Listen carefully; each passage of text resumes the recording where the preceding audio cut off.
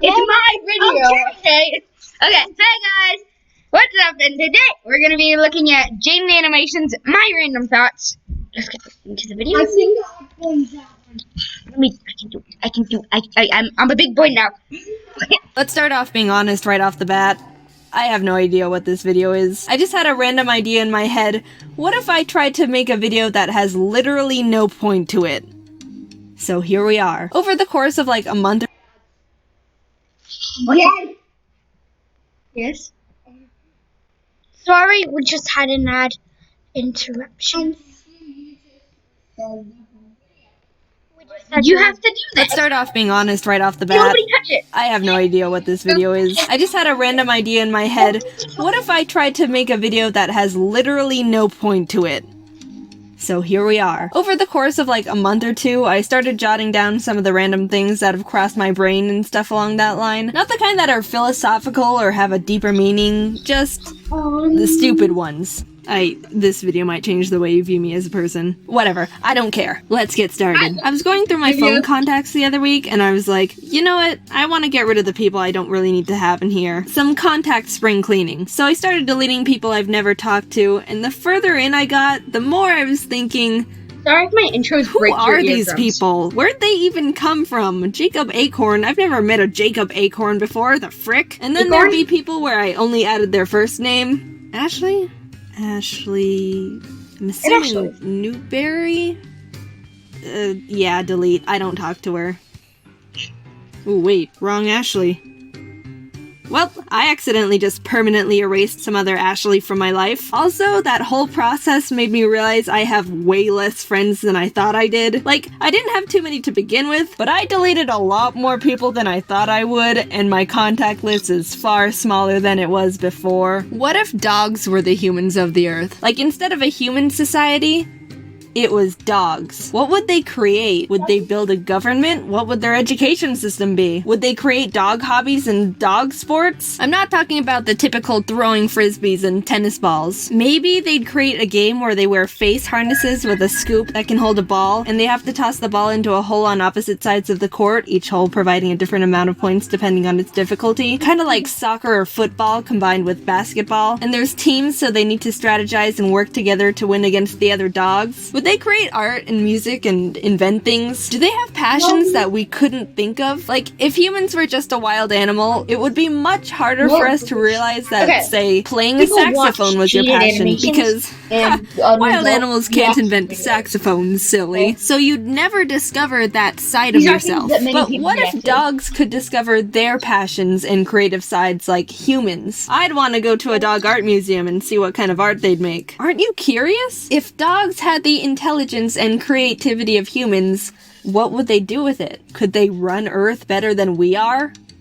In a weird way, I'd kinda hope so. In horror movies, why is it always the piano that's the haunted, pretentious, scary instrument? I've seen the scenarios where pianos play themselves, the keys are smashed down to make a really ugly sound, maybe the occasional lid will slam down and kill someone. Is it because people see them as elegant yet ominous at the same time, setting up a good atmosphere? I want to watch a horror movie where instead of walking into a big empty room with a haunted grand piano in the center, a character walks into a big empty room and sees a ghost playing.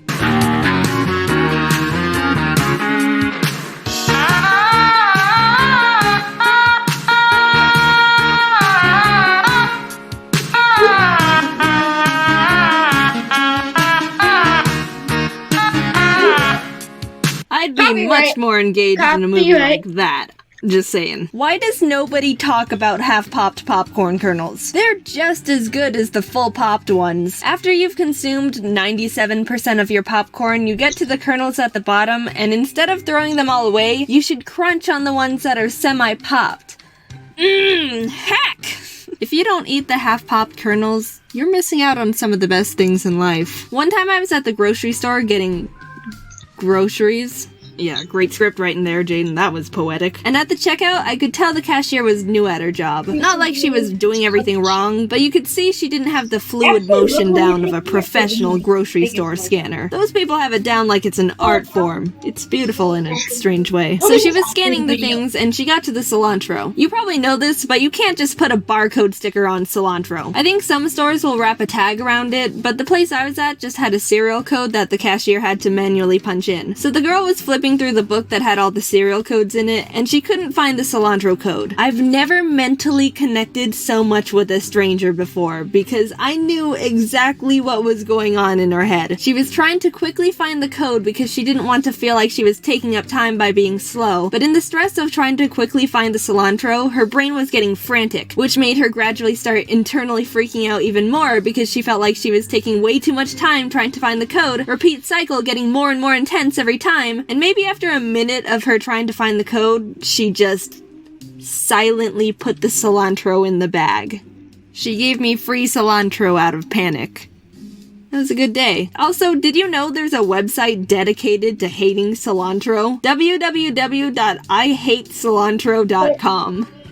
They write haikus. Stressing about a close deadline is kind of relaxing in a sociopathic kind of way. We've all done it. You procrastinated a bunch on a project and are in the phase of crap, because it's due tomorrow and it's already 10:45 p.m. and you've only got like 0% done. But if you think about it, it's kind of nice to see it as, well, I'm totally stressed and panicked out of my mind right now and would rather just self-implode, but this feeling is only gonna last for a few more hours, since the deadline's so close. If you didn't wait until the last minute, it would have been a less intense but drawn out feeling of dread while working, versus this approach, which even though is 10 times more mentally and emotionally draining and likely very bad for your health, only has to last for like 1 day, maybe even 12 hours if you really push it, so pick your battles. But don't say I told you which one to choose. I'm not responsible for any crummy projects you haphazardly spit out. That's still you. My parents' house had really big windows in the living room, and sometimes birds would fly into them. Most often hummingbirds. Whenever one did, I would go outside to where it landed, and if it didn't... Okay.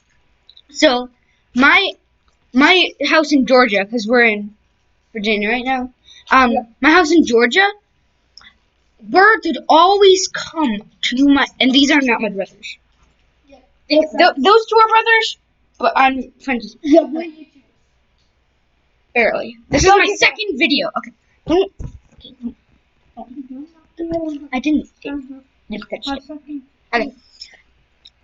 So, at my old house, birds would, two pairs of birds would always see the window and knock on them, and they almost broke our windows. And I'm pretty sure once they did break the window at night, and we came out, and there was a bird flying in our house. And this is a real story. This is not made up for the video. A bird was flying around our house. Maggie, my dog, was trying to claw through the door, and I was in with her.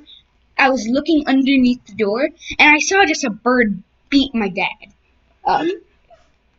Like what Maggie Yeah, it was a big... did to him when I was rescued? No, it was just like... Now can I question? Yes. It was a crazy story.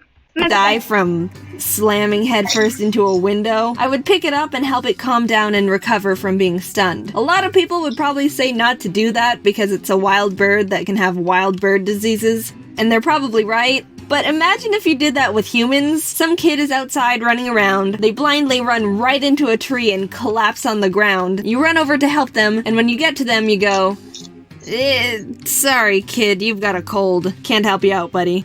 Also, are you envious that I've gotten to hold a hummingbird before? One even fluttered around me when it recovered. I'm a bird master. Like I said in the beginning, I was jotting all these down over a relatively long period of time, so I didn't just write all these in one go. And after looking at the list I made, I realized I wrote half-popped popcorn 2 separate times at different occasions. I guess past Jaiden just felt extremely compelled to talk about half-popped popcorn. It is really good though. Why do kids on the internet feel the need to tell their age so frequently? You see it all the time. I'm 13. I'm 6. I'm 2. Is there a reason they do it? Do they think it's vital information they need to convey? Whenever I see a comment that starts with, I'm 9, and my brain kind of Wait, automatically writes I'm off 10, whatever he's they're about to 10, complain he's about. 10. I'm not saying people these ages that don't was a say anything coincidence that I valuable to me. accidentally I said really I'm enjoy seeing, I'm 6 and really liked your video, because then it feels like that message was written with full child pureness. You know the kind. They're still innocent beings that haven't experienced the cruelness of reality yet. But any other time, it's just a detail that adds nothing else to their statement. One time I got an email that said, I love your vids, I'm 7. So I responded with, thanks. I'm 19. Do they feel like they're You were about to obligated to break my express computer. their age? Do they think they're asserting dominance? Is it an accomplishment to them? Do More this stuff mysteries off I have of- yet to find Do out. this stuff off screen. I'm not gonna lie, I won't lie, this is definitely, this video was really fun to make. It was so different and experimental and all over the— Jaiden, we don't care what you're about to say. Okay. So, bye, guys. Okay, have a good day, guys. Be a bagel. Just eat a bagel. Eat a bagel. Be a bagel. Do everything that you can with bagels. Can you turn off this video, please? I had a bagel for And- breakfast. And bye.